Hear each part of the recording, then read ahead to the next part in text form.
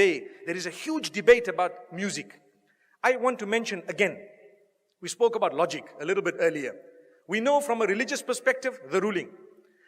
Let's speak about from a logical perspective. Wallahi, now I have done my own little research with non-Muslims. And I have asked religious non-Muslims, I'm talking of Christians and Jews and Hindus, etc., naming top pop stars from the music industry. Would you allow your children to listen to this person? Never. Would you allow them this? Never. Would you allow them that? Never. Why? It's dirty, it's immoral, it's filthy, it's degrading, and it's unacceptable. Not in my home. But you're a Christian, I know, not allowed. But you're a Jew, not allowed in my home. But you're a Hindu, never, not with my children. Why? Because the industry is dirty. That's what it is. So people argue, no, there is maybe perhaps, I do agree. Perhaps the duf is permissible within certain limits. Within certain limits. Perhaps if you are singing an Islamic song with beautiful meanings, perhaps within limits, there is a certain permissibility. But here I'm speaking of the musical instruments and the music industry, whereby people start shaking. I don't even know what. It comes naturally. They say it's natural. It's not natural. It's shaitan's way of controlling you.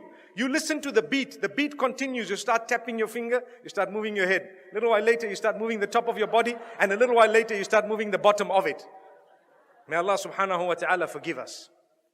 And the words have become so dirty, my brothers and sisters, that it is a sign of the hour. And people say, nothing wrong. My brother, you have a beard that reaches the ground and you're still bopping. Astaghfirullah. May Allah forgive you and forgive all of us. You cannot do that. We need to be careful. I want to teach you something very, very beautiful. Why don't you replace that with the Quran?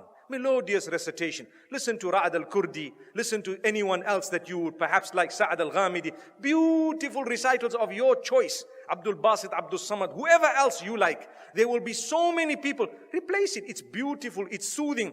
Go onto YouTube and check how the non-Muslims reacted to a survey or a little test, an experiment that was done where they were told to listen to this Quran without knowing it's the Quran and comment about it. Wallahi, now in Europe, the test was done recently and a lot of them say, it's so calm, it's so cool, it's so soothing. I feel spiritual. Go and listen to the answers. It's there live for everyone to see.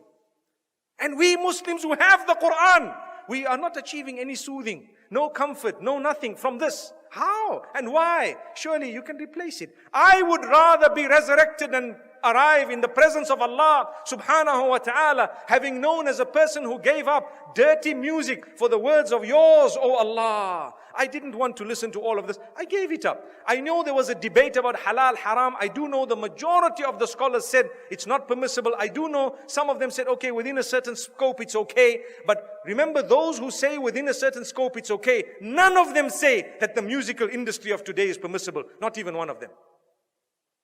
Remember that. I would rather come in front of Allah and be resurrected as a person who just substituted all of this for the Quran. Allahu Akbar.